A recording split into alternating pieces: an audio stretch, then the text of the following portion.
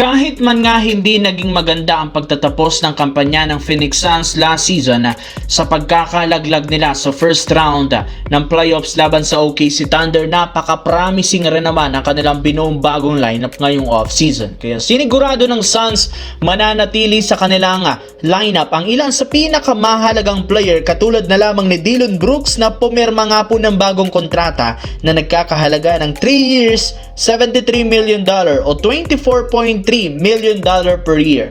Kaya mananatili nga siya hanggang sa taong 2029 to 2030 NBA season.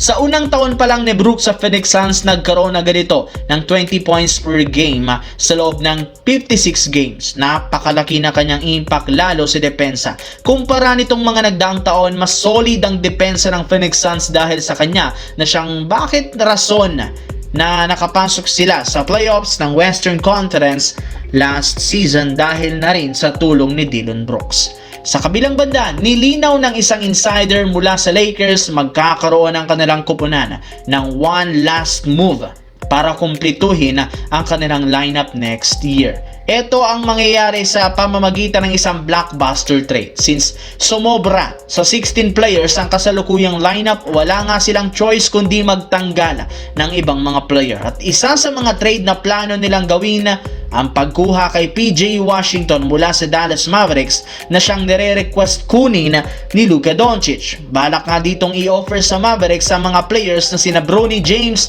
Dalton Knecht at si Jared Vanderbilt kasama si Jake LaRavia. Kapag naisa katuparan ng kanyang klaseng trade, bababa sa 13-man lineup ang kanilang team na bubuuhin ni na Austin Reeves, Luka Doncic, Quentin Grimes, Sandro Mamukelashvili, Walker Kessler, Colin Sexton, Adou Thiero, Matisse Thybulle, Zaire Williams, Kevon Looney, Jaden Hardy, Cameron Carr at si PJ Washington.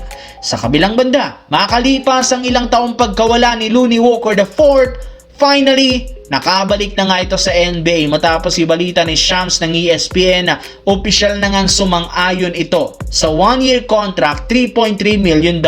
Bali, huli nga itong nakapaglaro sa Boston Celtics. As of now, kasalukuyan siyang nasa Overseas League.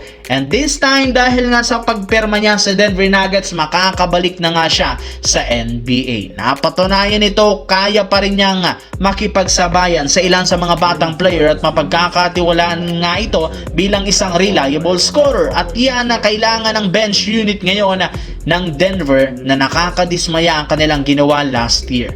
Nakakagawa nga ito si Looney Walker ng instant offense kapag nabigyan ng mas malaking minuto at inaasahan na mas gaganda pa ito. Napaka-reliable sa mid-range shooting na siyang makakatulong talaga kay Nikola Jokic at kay Jamal Murray. At yan ang ating aabangan lalo pat isa rin naman ito sa mga fan favorite sa NBA.